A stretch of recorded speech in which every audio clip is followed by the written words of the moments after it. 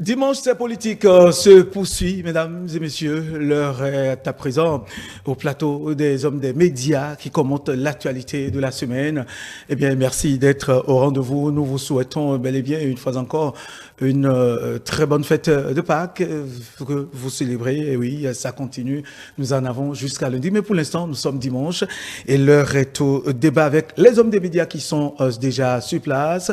Nous commençons par Adam Rouetenon. Bonjour, Adam. Bonjour Théodule, bonjour chers confrères sur le plateau. Très bien. Adam Rouetenon, je rappelle que vous êtes journaliste graphiste au quotidien La Primeur. Merci de répondre à notre invitation, cher ami. Florent Rouessinon, bonjour Florent. Bonjour et bonjour chers téléspectateurs et joyeuse Pâques à tous et à toutes. Très bien. Florent Rouessinon, secrétaire de rédaction à la Croix du Bénin, l'hebdomadaire catholique La Croix du Bénin. Merci d'être là. Et puis Kamardine Arekpa, bonjour Kamardine. Bonjour Théodule, bonjour chers téléspectateurs. Très bien. Kamardine Arekpa, il est le directeur de publication du quotidien Le Révélateur du jour. Très bonne fête, bon carême, nous allons dire. Merci, merci. Ça continue de votre côté. Nous autres musulmans allons continuer encore pendant une dizaine de jours et après, nous-mêmes, on fêtera. On fêtera, très bien, tout le monde fêtera ensemble. Ah, oui. C'est aussi ça, l'écuménisme qui s'affiche sur le plateau, oui, puisque je sais que vous êtes un enseignant. De l'arabe, je dirais. N'est-ce pas? Très bien. Voilà, nous allons donc partir tout de suite pour le contenu. Ce sont les collègues qui choisissent eux-mêmes le sujet abordé. Nous allons commencer par Adam Rouetenon. Quelle est l'actualité qui vous a intéressé cette semaine? L'actualité qui m'a intéressé, c'est la sortie des responsables de l'UPM à propos de la délivrance des cartes de presse qui datent depuis des années, je vais dire déjà, ou bien des mois. Oui, qu'est-ce que pourquoi avez-vous choisi ce sujet? Il faut choisir ce sujet parce que ça nous concerne. Bien et qu'il faut dire aujourd'hui que les hommes des médias sont en insécurité, alors que les institutions en charge de la presse ou bien des médias sont appelées d'une part à protéger les hommes des médias. Puisque si vous suivez bien l'actualité, il y a quelques jours, il y a un confrère qui a eu une situation avec la police républicaine. Il a été traité comme un vil individu. Ce qui voudra dire que nous-mêmes qui sommes sur le plateau ici ce matin, nous ne sommes pas journalistes. À l'heure actuelle, il faut dire que le Bénin n'a pas de journalistes. Il y a zéro journaliste au Bénin. Donc, il n'y a que des gens qui s'essayent à la chose. D'autant plus que si vous parcourez toutes les rédactions aujourd'hui, il n'y a pas celui-là qui va peut-être vous montrer sa carte de presse. D'accord? Alors qu'on vous a dit que pour être journaliste, pour prouver que vous êtes journaliste, pour prouver que vous êtes un homme de médias, c'est cette carte-là qui va vous permettre de justifier que vous êtes un homme de médias. Maintenant, vous payez, vous remplissez les conditions et ça peine. Personne n'en parle. C'est l'UPMB qui sort tout dernièrement qui en parle. C'est vrai que la sortie de l'UPMB en tant que syndicat des professionnels des médias, c'est bon. Mais je pense que c'est tard. On a trop dormi depuis ce temps.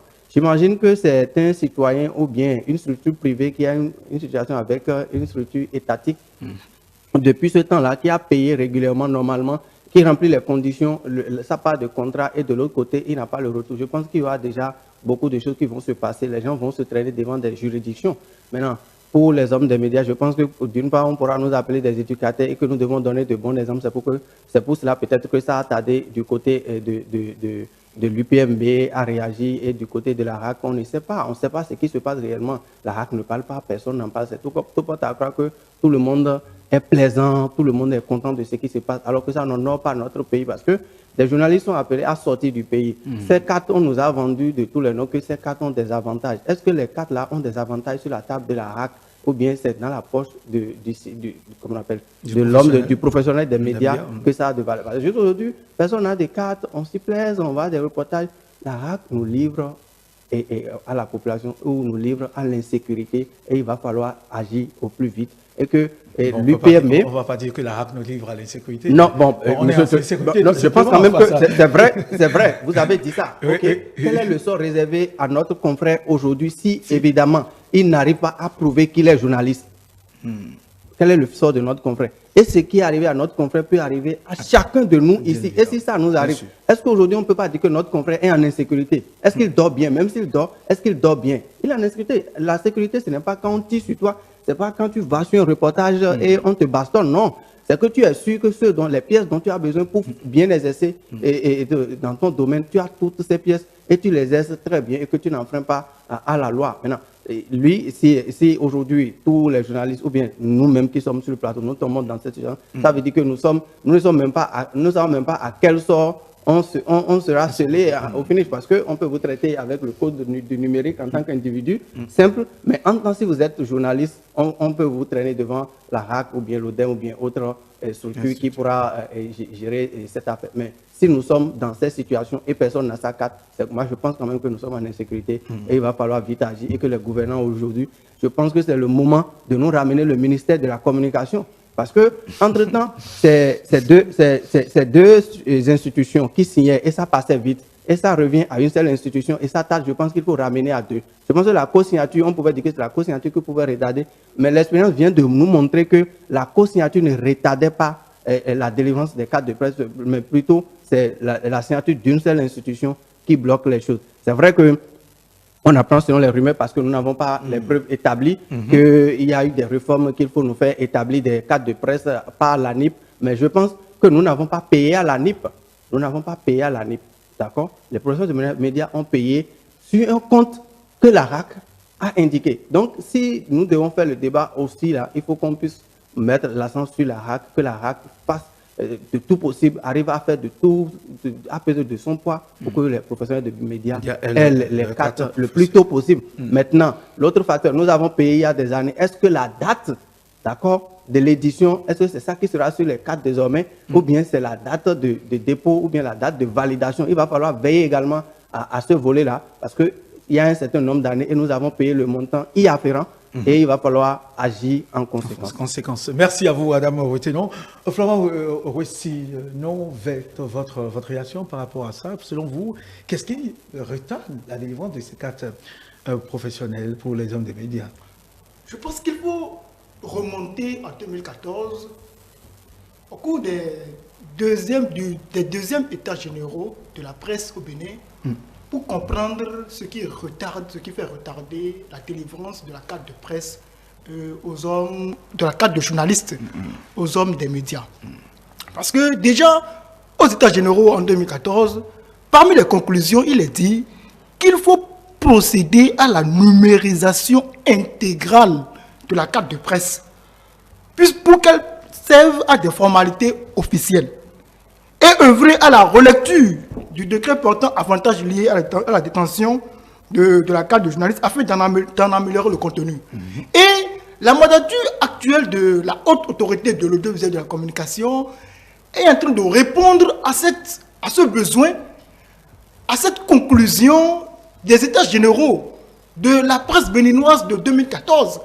Et c'est nous-mêmes qui avions souhaité que la carte de journaliste puisse être une carte moderne, qu'on puisse introduire d'autres fonctionnalités afin de permettre aux journalistes non seulement d'avoir accès aux sources officielles d'information, mais aussi de bénéficier d'autres services dans la République. Et l'établissement de cette carte, aujourd'hui, doit pouvoir répondre aux exigences modernes en matière de numérique et en matière de digitalisation. Alors, moi je dis, tout récemment, comme l'a dit Adam, l'UPMB est monté au créneau pour lancer une opération. D'accord? Ma carte de presse, je crois, je la réclame. Je l'exige maintenant. Alors, moi je pense qu'il n'y a à exiger quoi que ce soit, puisque le Code de l'information et de la communication nous donne le droit d'avoir une carte. Et avant l'initiative de l'UPMB, il y a eu d'autres initiatives. Il y a eu même un atelier, si je m'en souviens très bien, un atelier organisé à la Maison des médias du Bénin pour montrer quels sont les avantages. Et même certains ont créé des forums WhatsApp pour continuer de revendiquer la délivrance de la carte de presse. D'accord, il faut revendiquer. Mais c'est nous-mêmes professionnels des médias qui avions conféré à la RAC l'autorité de nous délivrer une carte. Moi, je mets confiance à la RAC et j'ai foi que les jours qui viennent, que nous allons entrer en possession de cette carte-là. Parce que le fait de ne pas délivrer cette carte aux professionnels des médias met en difficulté aussi la RAC, met en difficulté la mandature finissante. Donc, il faudrait qu'on en arrive à une autre réflexion. La réflexion selon laquelle, est-ce que nous devons continuer de confier la délivrance de notre carte de presse à une institution qui pourrait être politisée? Est-ce que les associations professionnelles ne peuvent pas s'organiser de façon sérieuse et rigoureuse pour être capables d'octroyer ou de délivrer aux professionnels, aux journalistes béninois, sa carte de presse, sa carte de journaliste? C'est ce que moi je pense de la question. Très bien. Kamaroudine aura peut-être une autre façon de voir les choses, ou vous l'exigez de toutes les façons, vous aussi, votre carte de presse. Oui. Et c'est en cela que l'intervention de mon collègue Florent m'a un peu, bon, je ne dirais pas choqué, mais ça m'a un peu interpellé. Parce que, en fait, mais bon, dans sa chute, là, on voit qu'il revient quand même à la réalité, qui est que ça met en difficulté tout le monde. Le fait que depuis près d'un an, parce que je me souviens bien que c'était en mai 2022, courant mai 2022, que les dépôts de pièces par rapport à l'établissement de cette carte-là ont été faits. Donc, depuis près d'un an, donc, on n'a pas la carte. Et ça met en difficulté tout le monde. Et les acteurs des médias, et les acteurs de régulation des médias. Parce que ce n'est pas souhaitable que dans une république, on ait une corporation aussi sensible que celle de la presse, où les acteurs exercent, mais sans une pièce qui justifie, qui montre qu'ils sont reconnus comme tels. Ce n'est pas du tout intéressant. Donc, déjà, il faudrait quand même que, au-delà de cette exigence que l'UPMB, présidée par la brave Zakat Latunji, au-delà de cette exigence, qu'on puisse vraiment réfléchir pour faire en sorte que ces genres de situations n'arrivent plus. Moi, je me dis, bon, quand on apprend dans les couloirs que c'est lié au fait que la NIP intervient dans le... Il y a certainement d'autres réformes qui sont annoncées dans voilà, donc, oui, quand on tient compte de tous ces facteurs, je dirais, même quand on tient compte de tous ces facteurs, on ne pourrait pas accepter qu'à l'avenir, des situations comme ça arrivent où, pendant près d'un an, on attend la délivrance d'une carte qui est censée nous permettre d'exercer notre gagne-pain. Parce que c'est de ça nous vivons, on exerce ça au quotidien. Vous voyez, donc rester pendant un an sans une pièce justificative du fait qu'on a le droit d'exercer ce métier, c'est pas bien. Et souvenez-vous que la mandature est passée, je le dirais comme ça. Cette mandature-là aussi, avant de partir, avait lancé les dépôts de cartes, de pièces pour la carte. Et c'est pareil, ça avait fait pratiquement un an ou un peu plus avant qu'on ne l'ait. Et quand mon collègue à côté disait tout à l'heure, Madame disait que, est-ce que quand ce sera délivré finalement, est-ce que ce sera la durée de validité? Voilà, moi je lui dirais que si on s'en tient à l'expérience précédente, je crois que les dépôts ont été faits en 2018, ok? C'est sorti en 2019. D'accord? Et sauf erreur de ma part, ça a été considéré comme si c'était sorti depuis 2018. Ça a été considéré comme si c'était sorti depuis 2018. Donc c'est comme si en fait, pendant un an, c'est comme si on a eu à l'utiliser la carte alors qu'en réalité, on ne l'avait pas. Alors donc, si ceux qui sont là actuellement au niveau de la haute autorité de la communication peuvent veiller à ce que au moins quand les cartes seront disponibles, que ce soit à partir de la date où nous l'avons, que le délai de validité de 3 ans, si je me trompe, soit appliqué, ce serait bien. Oui, la conséquence, il faut quand même rappeler à ces institutions la conséquence de ce, je vais dire, comportement ou attitude, c'est-à-dire le fait de ne pas délivrer la carte de presse aux professionnels des médias depuis ce temps-là. C'est que ça met en doute ou bien la crédibilité de cette carte. Parce que quand les jeunes viennent dans les rédactions, souvent on dit pour être journaliste, pour prouver que tu es journaliste, il faut montrer ta carte de presse. Maintenant, je suis journaliste, j'ai d'ancienneté, je n'ai pas de carte de presse. Le jeune aussi vient, il n'a pas de carte de presse. Ce qui voudra dire, nous sommes en train de formaliser dans le pays que sans carte de presse, on peut exercer le métier. Quand même qu'on parle de réforme, quand même qu'on parle de tout, c'est que les gens, on va rester là à parler de réforme, on va rester à faire tout mais au finish, tout ce que nous allons mettre pour régulariser, pour revoir un peu le milieu, pour assainir le milieu, nous allons contribuer à faire venir des intrus. Et pour toujours, on va toujours créer que les hommes de médias sont ci, sont ça. Oui, et des intrus, c'est sûr, il y en a dans la corporation. Et je crois que c'est peut-être l'occasion aussi pour l'ARAC de pouvoir faire le grand nettoyage, le nettoyage de l'écurie. Florent, vous ne voyez pas? Oui, bien sûr. C'est que, il est vrai, je ne suis pas dans le secret des dieux. Et ce qu'on peut reprocher à la haute autorité de la communication, c'est de ne pas avoir assez communiqué sur le processus de délivrance de cette carte. Ce qui bloque, ce qui retarde la délivrance. Oui, et ce qui laisse aussi la place à beaucoup de rumeurs. À l'avenir, il faudrait que le procès des médias, lorsqu'il introduit son dossier, qu'il puisse suivre son dossier, qu'il y ait une transparence, afin qu'on n'ait pas encore géré une traçabilité, pourquoi pas, afin qu'on n'ait pas géré encore ces cas de rumeurs et ces cas de longue attente par rapport à la délivrance de la carte. De toutes les façons, les autorités, Adam a certainement non, je pense que ça peut aller. Je voulais rebondir sur le volet réforme qu'a soulevé mon frère en remontant sur 2014. Si on a à ce forum de 2014, qu'on ne parlait même pas encore de digitalisation en tant que tel au Bénin, et aujourd'hui on parle de digitalisation de moment formel avec les avancées que nous connaissons, et que c'est en ce moment que nous connaissons cette situation. Je pense que nous devons nous remettre en cause et nous poser véritablement les questions sur les véritables causes de ce que nous vivons, de notre situation actuelle. Donc il va falloir, ça interpelle également les gouvernants et le ministre de la digitalisation également, parce qu'en ce moment nous avons tout, on a un ministère consacré à la chose. Avant on n'en avait pas. Et on souffrait de la chose. Maintenant, on en a avec des avancées. Maintenant, on en souffre. Et c'est les professionnels des médias en plus, ceux qui doivent communiquer, qui en souffrent. Nous qui devons communiquer sur les choses dont on parle, c'est nous qui en souffrons maintenant de la chose. Je pense qu'un problème se pose et il va falloir vite agir, que ce soit gouvernant, que ce soit autorité de régulation, que ce soit professionnel des médias, que ce soit syndicat de professionnels de médias. Tout le monde est interpellé. Oui, voilà, de toutes les façons, les voix s'élèvent déjà et depuis quelques mois par rapport à cette situation.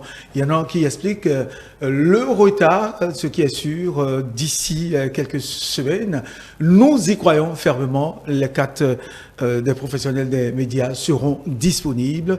Les autres aspects de la chose, la durée de validité, les avantages liés à toutes ces cartes, je crois que toutes ces questions sont en laboratoire, comme on le dit, et en grand téléchargement. Et bientôt, nous aurons satisfaction. Nous allons continuer avec Florent Roussillon. Vous, votre proposition de sujet, quelle est l'actualité qui vous a intéressé? Oui, le mercredi dernier, juste au terme du Conseil des ministres, ça a fait grand bruit quand nous avons appris que le président de la République a procédé à un réaménagement de portefeuille ministériel. C'est vrai, on parlait de remaniement technique. Et effectivement, je crois le jeudi, le secrétariat général du gouvernement a sorti un communiqué pour nous fixer. Et effectivement, le président Patrice Talon a procédé à un réaménagement technique en confiant désormais la coopération au ministère de l'économie et des finances. Et désormais, le ministère des Affaires étrangères ne s'occupera que des affaires étrangères. Vous voyez, quand moi j'ai appris la nouvelle, j'ai été surpris. Parce que vous vous souvenez que lors de la conférence de presse avec le président nigérien, le président Patrice Talon avait dit qu'il ne toucherait pas à son gouvernement. Donc, on avait compris de son intervention que pour les 3 ans qui restent, c'est qu'il n'y aurait pas de retouche, qu'il n'y aurait pas... il n'a rien retouché, il n'a pas touché aux hommes. Oui, parce que très souvent, il faudrait qu'on... Ce sont les hommes auxquels les gens pensent en parlant de remaniement technique, mais c'est un réaménagement du portefeuille. Bien sûr, Tordul, c'est effectivement un réaménagement de portefeuille. Je l'ai dit tantôt. Et ce qui surprend, c'est que le ministère des Affaires étrangères a été géré par M. Aurélien et Agbenochi pendant 7 ans. Pendant 7 ans, et on se pose la question de savoir mais pourquoi c'est à 3 ans de la fin du second et dernier mandat du président Patrice Talon qu'on procède à ce réaménagement-là. Et l'autre interrogation aussi, c'est que, vous voyez, la coopération, en l'état de ma connaissance, lorsqu'on parle de coopération, cela relève beaucoup plus de diplomatie, de la diplomatie. Alors, Est-ce que le département qui est consacré au niveau du ministère des Affaires étrangères, le département qui est consacré, qui se consacre à la coopération, est-ce que ce département sera désormais au service intégral du ministère de l'économie et des finances? Effectivement, on peut trouver un bémol au président Patrice Talon. C'est lui qui sait le contenu qu'il a à donner à son gouvernement, à partir de l'orientation qu'il veut donner à chaque ministère. Donc on ne peut lui faire aucun grief, parce que en 2016, c'est lui qui fera son bilan. Alors, mais on se pose la question de savoir pourquoi c'est à ce moment précis qu'on fait ce réaménagement de portefeuille. Bon, l'autre chose aussi qui peut aussi servir de bémol, c'est que bon, on sait que Romia Douadani a de grandes possibilités. C'est quelqu'un qui... c'est un ministre qui a beaucoup de talent, a beaucoup de réseaux par rapport disons, beaucoup de réseaux à l'extérieur du pays, et qui peut mettre ces réseaux-là au service du pays, d'accord? Mais est-ce qu'il ne peut pas mettre ces réseaux-là, ces compétences-là au service du pays, tout en gardant simplement son poste et sa charge de ministère des Affaires et de ministère de l'économie et des finances, et collaborer avec son homologue du ministère des Affaires étrangères, afin que tout ce qu'il a comme compétences, comme attributs, comme contributions, et puisse les verser de l'autre côté, afin qu'il y ait, disons, une harmonisation des charges de la République. Bon, ce qui est sûr, c'est que c'est acté, et désormais, c'est le ministre Romia Douadani qui s'occupe de la coopération au Bénin. Donc, c'est la coopération qui vient se greffer à son ministre. Kamaroudine, votre... Oui. Vous savez, quand on parle de coopération, oui, c'est bon, en tout cas de tradition. De tradition, on dira que c'est la diplomatie. Oui. Bon, de tradition, c'est les diplomates qui vont chercher à coopérer, à faire coopérer le pays avec d'autres. Et bon, vous verrez qu'après, lors des signatures comment on va appeler, d'accords, oui, de prêts, accords de dons, il arrive que ce soit pour ce qui est du pays, du Bénin par exemple, que ce soit le ministre des Affaires étrangères et de la coopération d'antan et le ministre de l'économie et des finances qui fasse la co-signature. Qui paraphe. Parce qu'en réalité, souvent quand on parle de coopération sous nos tropiques ici, ça sous-entend des gains financiers.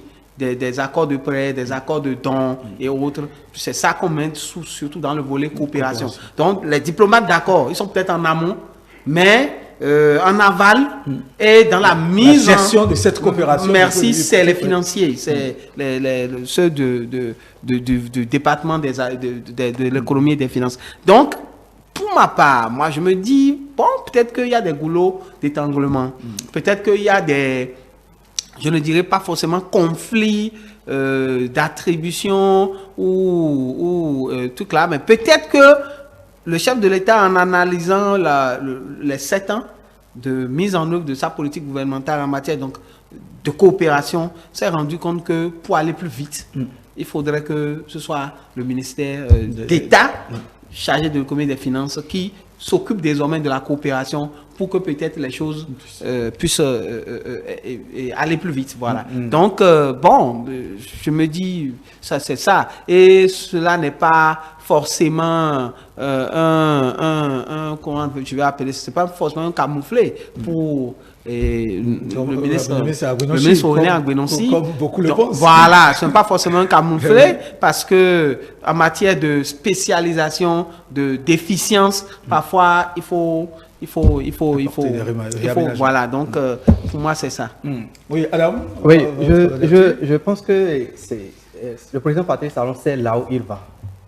Mais est-ce que le ministre des Finances, Romia Douadani, comprend le fond de la chose? Parce que moi, je le vois dans un trop-plein, si je n'exagère pas. Il comprend très bien, non, pas de nous je sens... Parce qu'il est ministre d'État auprès du président de la République, il s'occupe des finances et de l'économie. Je ne parle pas de sa personne.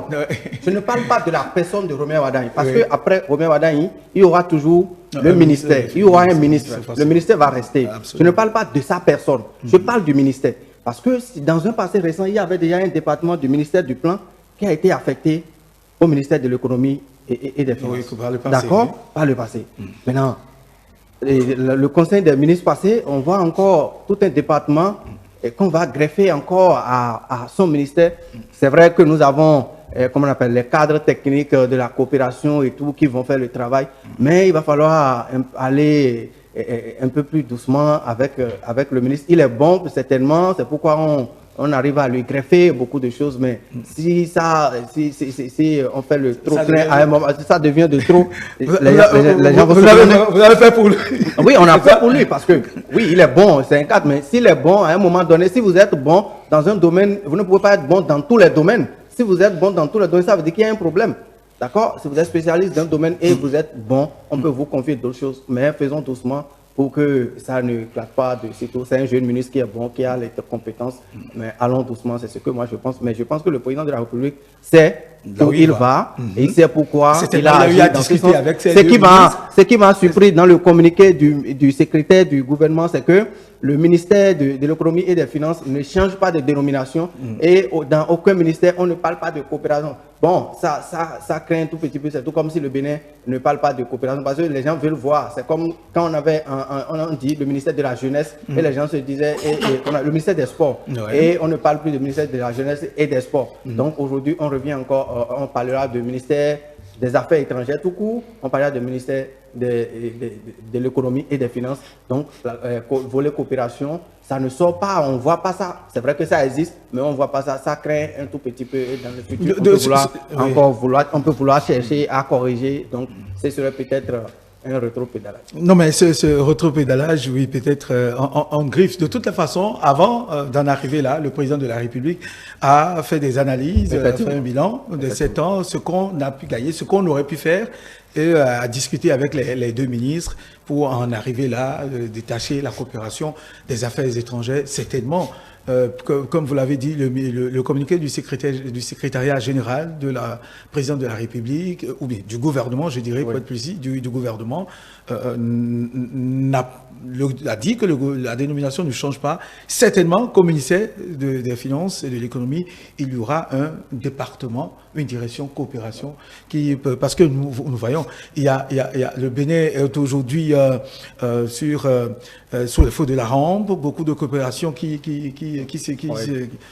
se signent, des gens s'intéressent à nous, il va falloir rentabiliser tout ceci. Je crois que, comme vous l'avez dit, le président de la République, c'est là où il va, il fait rien au hasard. Voilà. Et c'est ce que c'est ce qui fait la fierté du Bénin. Nous allons continuer avec vous, Arekwa, votre proposition. Je voudrais bien qu'on parle un peu de la lutte contre la cybercriminalité, qui s'est amplifiée quand même depuis le début de l'année, on va le dire comme ça. Et désormais, ce département est désormais populaire de la police républicaine, qui est l'Office central de répression de la cybercriminalité, a décidé donc d'ouvrir ses portes, de créer une annexe pour se rapprocher de sa clientèle, à Parakou. Parakou qui, qu'on le veuille ou pas, est la mégapole du septentrion au Bénin. Donc, désormais, d'après les informations qui sont remontées de certains organes de presse, il y aurait l'annexe qui est en train d'être mise en place au niveau de la direction départementale de la police républicaine, la direction départementale du Borgo-Alibori.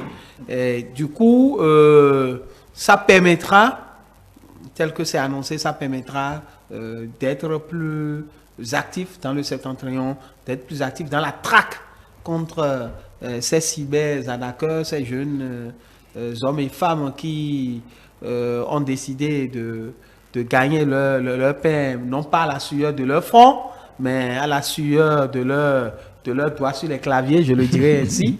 Et parce qu'il est dit aussi que c'était un peu compliqué quand on les prenait, quand on les arrêtait du niveau du septentrion là-bas, de les ramener à l'OCRC à Cotonou ici. C'était pas toujours facile de les ramener ici. Donc, pour éviter les tracasseries, pour faciliter les procédures, l'ANES va donc se mettre en place là-bas. Et je pense que ce n'est qu'en faisant ce maillage du territoire qu'effectivement l'office pourra être assez efficace. Parce qu'en fait, quand la lutte se déplace dans une zone du pays, rapidement les intéressés commencent à rallier d'autres régions, d'autres villes, d'autres localités. Et donc, il y en a même qui sont sortis déjà du Bénin, qui ont circulé sur la toile. C'est ça, c'est de la provocation. Voilà, donc ils se sont exilés. Et voilà encore une autre catégorie d'exilés. Donc il faudra... Il va falloir en parler à un moment donné. Sauf que là, quand même, ce n'est pas négociable, hein, ça c'est clair, parce qu'il s'agit de délinquance juvénile, il s'agit de délinquance économique. Et je pense pour ma part quand même que aucun État ne saurait laisser faire un tel truc, encore moins l'encourager. Donc la lutte se doit d'être âpre. Et c'est une bonne nouvelle en fait que le révélateur du jour salue. Une bonne nouvelle sur le fait que l'OCRC veuille s'installer à Para. Très bien. Oui, Adam. Je pense que l'OCRC fait un travail formidable, mais il faut aller loin. Il faut aller loin parce que derrière un cybercriminel au Bénin, je vais parler du Bénin, peut-être de l'Afrique, se cachent d'autres acteurs qu'il faut commencer par traquer. Je vais parler des prêtres phares ou des Founon, les quoi, ils ont tous les noms. Il y a un véritable problème qui se pose de ce côté et on doit pouvoir assainir. Si on arrive à assainir ce milieu, c'est-à-dire le côté prêtre, phare, Founon, quoi, tout ce qu'on cite aujourd'hui, les Founon, ou bien quoi, tout ce que nous connaissons. Si on arrive à assainir, le véritable travail, c'est d'aller assainir ce volet. Si on arrive à assainir ce côté, je pense que nous aurons moins de cybercriminels. Parce que si vous prenez l'Europe, je n'ai pas fait l'Europe, mais quand je lis les choses, je pense que quand on parle de cybercriminels, ce n'est pas ce que nous vivons ici. Ce n'est pas le sacrifice humain. Ce n'est pas le fait de faire des sacrifices humains qui est être cybercriminel. C'est des gens, quand vous les prenez, même si vous les emprisonnez, ils sortent, ils arrivent à produire quelque chose dans votre... S'ils mettent la main sur votre système informatique, c'est que vous avez de sérieux problèmes. C'est contraire à ce que nous vivons avec nos frères ici, qui ont derrière beaucoup de choses, beaucoup d'acteurs qu'il faut aller prendre. C'est là, il faut commencer par saluer entre griffes l'initiative qui pense des prêtres phares portés par Kofi Aza, qui pense qu'il faut recenser aujourd'hui les prêtres phares. Encore que, si je dis entre griffes, et qu'on appelle Kofi Aza, est-ce que son association ou son institution est connue de tous et acceptée par tous ceux qui pratiquent la chose? Parce que aussitôt lancé son processus de recensement, aussitôt le communiqué est sorti, il y a encore un autre groupe qui a fait une déclaration de presse pour dire soutenir les actions du gouvernement. Moi, j'appelle ça de l'hypocrisie. Si vous ne vous reprochez rien, ce n'est pas à un moment où on a commencé par traquer vos clients, entre griffes, je vais dire, vos clients, que vous allez commencer par faire des sorties pour montrer que vous êtes là et que vous êtes prêt à accompagner le gouvernement. Il fallait accompagner le gouvernement déjà derrière ces actions, derrière ces jeunes-là, pour montrer que ce que vous êtes en train de faire, ce n'est pas bien. Ce que vous voulez aller faire avec ci, avec ça, ce n'est pas bien. Au lieu de leur donner, et c'est quand le gouvernement se lève pour traquer, pour prendre ses responsabilités, qu'on dit qu'on vient pour soutenir les actions du gouvernement. C'est une bonne initiative de recenser, mais je pense que le recensement revient au gouvernement de le faire. Sinon, tout de suite, on va recenser une base de données et on va retoucher la base de données du jour au lendemain sous mesure de pression de X ou de Y qui ne s'est pas retrouvé dedans. Et c'est que les gens doivent savoir. Quand on parle de prêtre phare, je pense que moi j'ai eu la chance de connaître la vie et mon grand-papa est prêtre phare. Ce n'est pas ce que nous vivons aujourd'hui. Le prêtre phare, ce n'est pas celui-là qui est cupide. Ce n'est pas celui-là qui met tout sur l'argent. Le prêtre phare, c'est d'abord un don. Et que lorsque vous l'avez, c'est que vous partagez avec les autres. Ce n'est pas ce qu'on vend. Mais aujourd'hui, les gens vendent. Et ça met à mal leur corporation. Ça crée des doutes. Il n'y a plus de crédibilité véritable. Vous voulez dire que vous voulez lier la lutte contre la cybercriminalité? Oui, parce que le fait que c'est la cupidité. Parce que si le cybercriminel arrive à satisfaire son client, d'accord, prêtre phare, qui entre-temps était à pied, qui commence par rouler 4x4, d'accord, et que moi-même je suis prêtre phare, ou bien je suis aspirant prêtre phare, je n'ai pas fini la formation qu'il faut pour qu'on puisse me livrer sur le marché. D'accord? Et je vois que l'autre a déjà 4-4. Il va falloir que j'aille, c'est une filière. On sait qu'il y a le chômage qui bat son plein. C'est désormais une filière. Il faut que qui n'aime pas le luxe? Tout le monde aime le luxe. C'est ça qui nous a conduit là.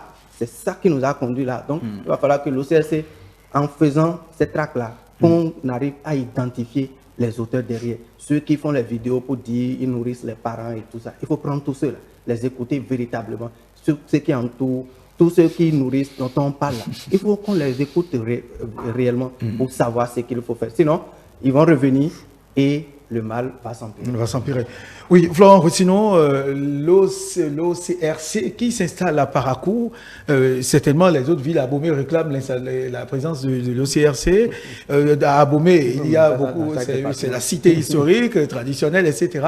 Alors que, aujourd'hui, visiblement, quand on parle de la traque des cybercriminels, on pense directement aux Vaudounos et aux Rounos, etc., qui sont les pièces maîtresses en dessous, comme on le dit chez nous, les babas salés, qui travaillent pour ces cybercriminels, pour leur donner de la force. Non, c'est une fausse lecture parfois. C'est une fausse lecture parfois parce que, vous savez, cette affaire de cybercriminalité interpelle tout notre système éducatif. C'est l'éducation aux valeurs dans nos familles qui est remise en cause. Et comme nous avons négligé, ou certains ont négligé, ce suivi de l'enfant, ce suivi de jeunes, cela déteint sur l'image de notre pays. Parce que... Sur notre pays et sur la société. Sur la société, même sur notre pays, parce que de l'extérieur, j'ai eu des informations de ce que il y a eu des cybercriminels qui ont vendu des espaces publics au Bénin alors qu'ils n'en sont pas propriétaires. Vous voyez donc, quel est l'objectif de cette lutte? C'est ça.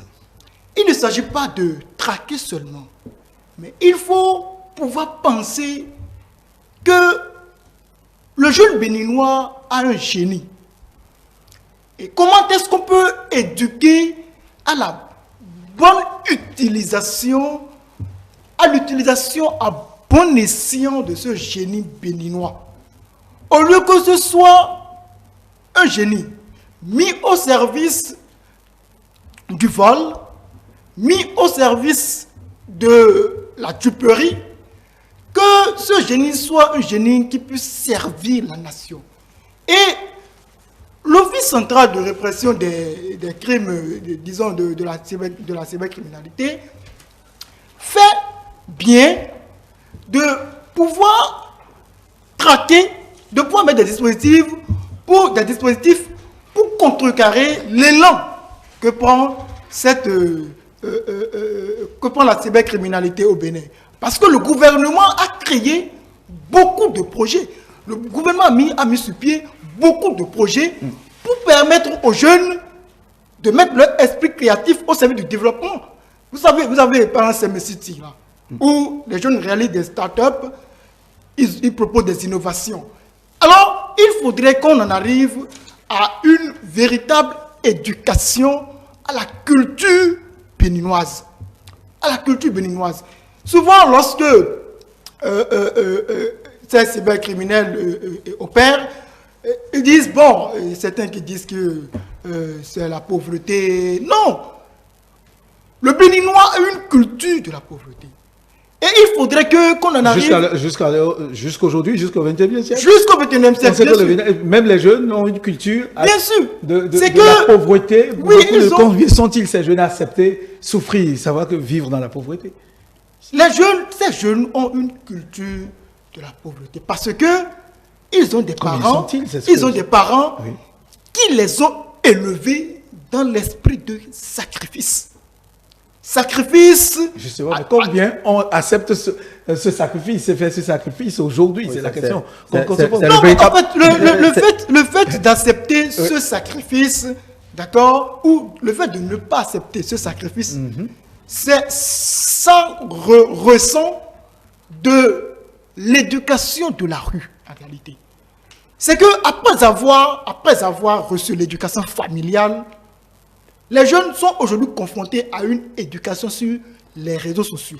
Et cette culture des réseaux sociaux ne les amène pas à mettre en place, à pouvoir se rappeler de cette culture de la pauvreté, de cette culture de l'honneur que les parents leur ont enseigné. Et c'est cela que je pense qu'il faut renforcer. Il ne s'agit pas seulement de les traquer, d'aller les déposer à Missérété, de faire leur procès et après on les relâche. Non.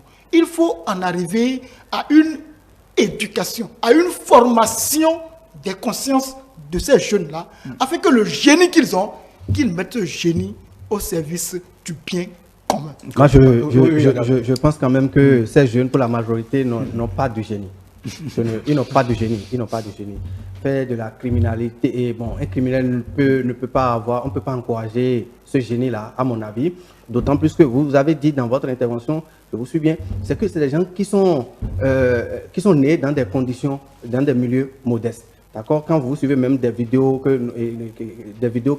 même ils ont partagées, c'est que ils ont vécu véritablement dans la misère. Maintenant, lorsque vous vivez dans la misère, il faut mettre dans votre tête que la vie, c'est des étapes. C'est-à-dire, quand nous sommes nés, on a rampé, on a marché, on a tâtonné, on a marché. Aujourd'hui, on court peut-être. D'accord? Mais ceux-là, c'est des gens qui rampent et du jour au lendemain, vous les voyez, ils commencent par courir. Ça, ce n'est pas du génie. Parce que c'est ça que j'ai donné dans ma première intervention. Je faisais savoir que lorsque vous prenez un cybercriminel africain ou béninois et quelqu'un de l'Europe, c'est que l'homme de l'Europe est capable de mettre la main dans ton système informatique et tu passeras des jours, des mois avant de rétablir.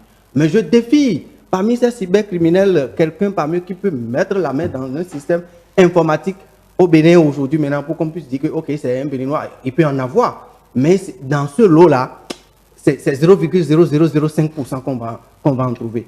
C'est des gens qui se sont entourés des choses mystiques pour faire du mal à leur République. Ils ont sali l'image de la République, il faut les traquer. C'est vrai que l'autre équation qui se pose derrière la traque, c'est qu'est-ce qu'ils deviendront après? Qu'est-ce qu'on fait d'eux après la prison? Quand on parle de l'éducation, c'est le reste. Ce n'est plus ceux-là, parce que ceux-là ont déjà goûté à la chose. Ils sont irrécupérables. C'est comme quelqu'un qui a commencé par prendre, comment on appelle, je ne veux pas citer ces substances, mais lorsque vous commencez par prendre, c'est difficile qu'on vous arrache. C'est difficile, même s'ils font 10 ans, 100 ans en prison, ce que tu sais faire, ça va toujours te tenter un jour. Ce qu'il faut faire, moi je pense toujours, c'est ceux qui entourent. C'est ceux qui entourent. À la reconversion, oui. À la prison, on envoie dans les... Est-ce que les dispositions sont prises? C'est pourquoi je pose véritablement cette question. Et derrière la traque, qu'est-ce qui se passe? La reconversion, tout et tout. Est-ce que quelque chose se prépare pour eux là-bas? Ou bien ils iront faire les 10 ans, ils iront faire 3 ans, ils vont payer les 200 millions, les 100 millions et ils reviendront comme ça. S'ils reviennent comme ça, ils seront plus dangereux que ce que nous voyons en train de dénoncer. Merci.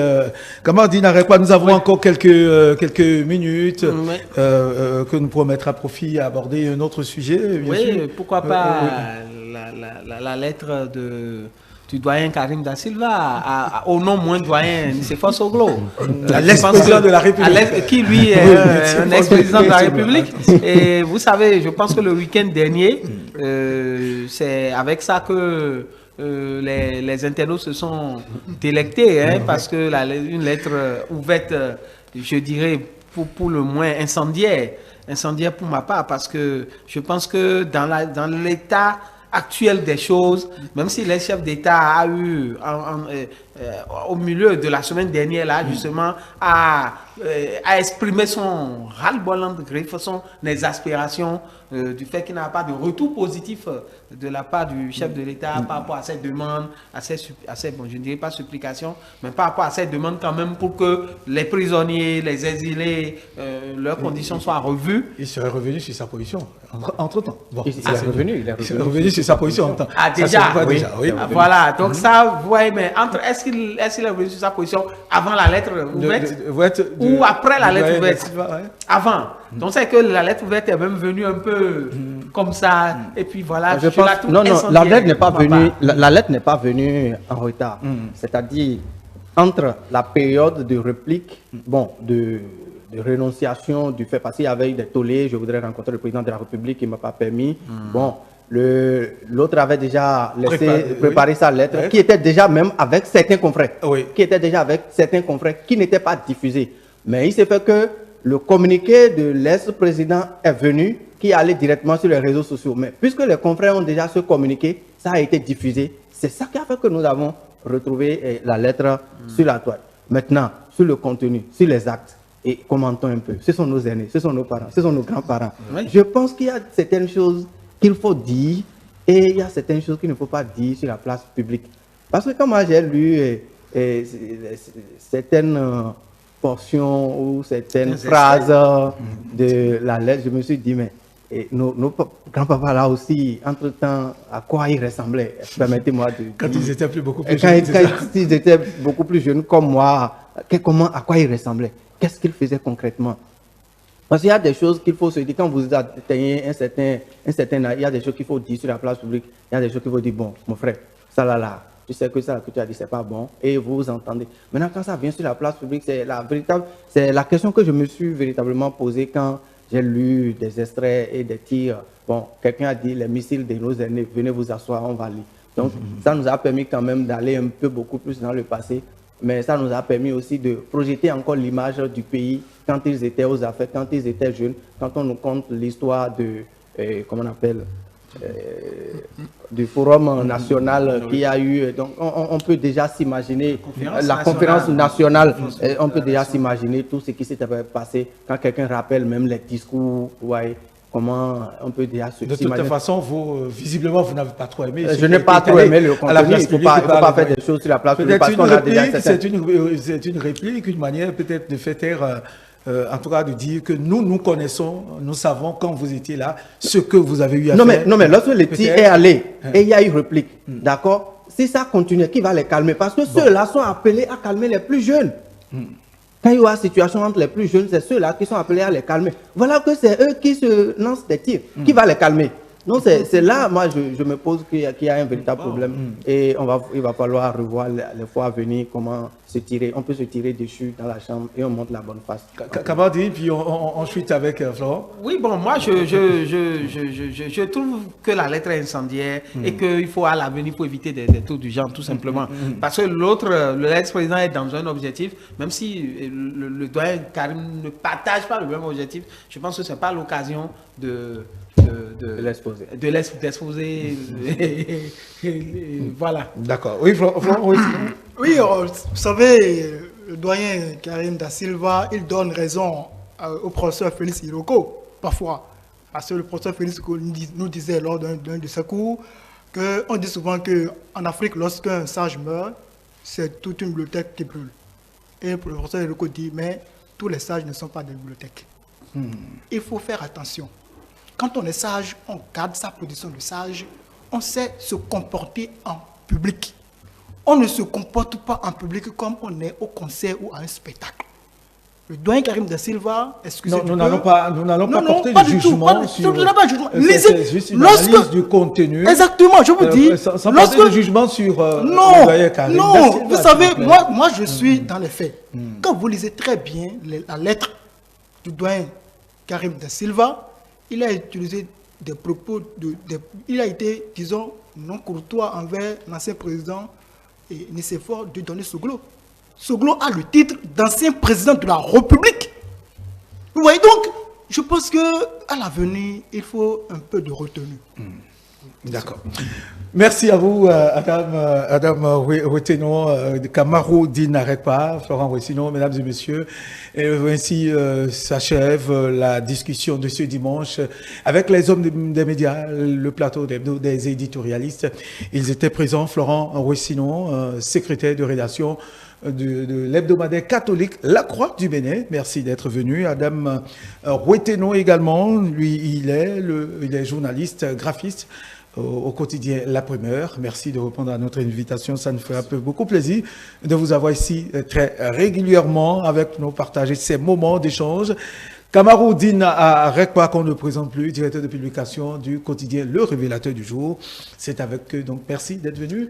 Merci. Un plaisir. Voilà, mesdames et messieurs, ainsi s'achève l'hebdo de ce 9 avril, dimanche de Pâques, 9 avril 2023. Merci de nous avoir suivis. Le bulletin suivra après et puis toute l'équipe pour le débrief de ce dimanche pascal. Bonne suite des programmes sur Télé.